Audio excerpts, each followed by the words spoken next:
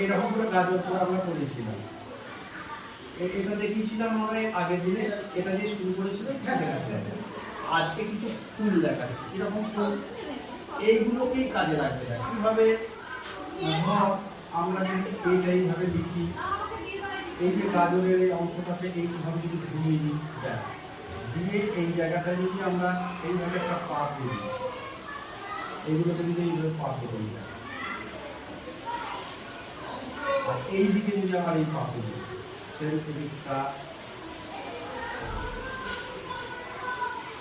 এইভাবে যদি আমরা পাগুলো করি, তাহলে ব্যাপারটা কিন্তু হলো না। আচ্ছা, আমার যদি ধূর্ত ফুল করি, ধূর্ত ফুল কেমন করে হবে না, এটাকে এইভাবে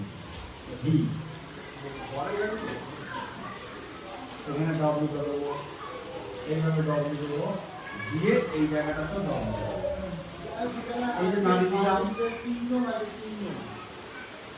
এইখানটা কি হবে, এইভাবে আমরা কিন্তু সহজেই দ্রুত ফুল করবো। ঠিক আছে না? এর তো কিন্তু আমরা জবা ফুল দেখাই, দেখো জবা ফুল আঁকা খুব একটা সহজ নিয়ম আছে। কি করবো না, এইরকম করে একটা ঠিক অর্ধবৃত্তা তারপরে করবো, এরকম করে একটা, এইখানে মাঝে দাঁড়িয়ে বলবো যে এই জায়গাটাতে ওই সেই ঘিটাকে দেবো, ঘিটা ডাবলে দিলাম, এটা মোটা করলাম, এইখানটা থেকে জবা ফুলের সৃষ্টি হবে।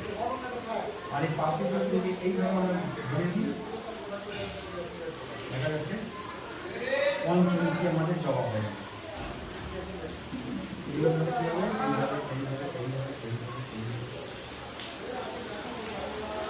না দেখো জবা ফুল হবে, এইভাবে জবা ফুল, এই যে পদ্ম ফুল হলো, দুর্গ ফুল হলো, জবা ফুল হলো, এইভাবে। যদি গোলাপ করি, গোলাপে একটু শক্ত, কিন্তু সেটাও সহজ করে করা যায়। কীভাবে না, আমরা ওইভাবে ঘিটাকে এইভাবে করে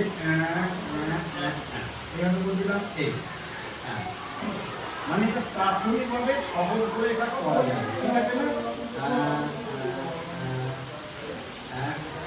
দেখি এখানে যদি আমরা একটা গোটা দিয়ে দিই, দেখো এবারে এইখানে কি করতে হবে, এই রঙের সময় বা শেড দেওয়ার সময় একটু যত্ন করে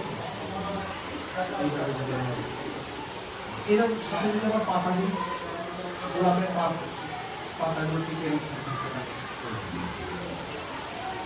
এই দিক থেকেও পাতা করতে হবে,